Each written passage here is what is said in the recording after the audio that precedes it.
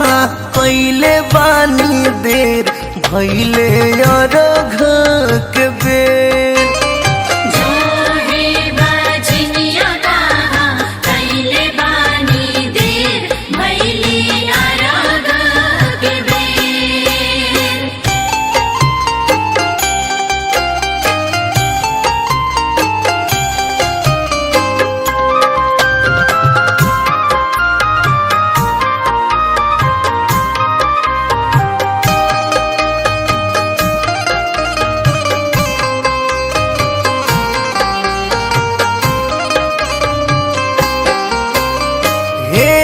आदित्य बाबा अपन खोली नैनावा,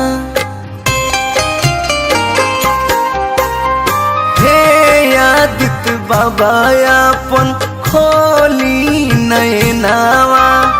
केरावा के पताई पर दिही दरसनवा, कहवा बिलम्मी कहवा लेहानी बसेर भैले अरघ के बेर।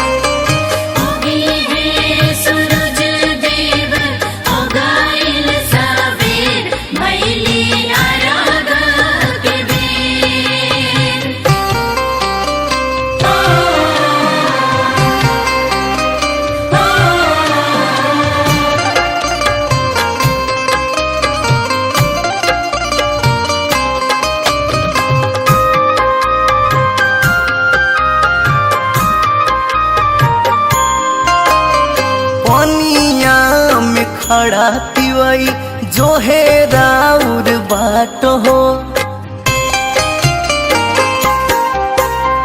पनिया में खड़ा तिवई जो है राउर बाट हो। लिहिया घाऊगी गंगा जी के घाट हो, मनोज दीपक जाहिद कहे उगी सकेर भैले अरघ के बेर।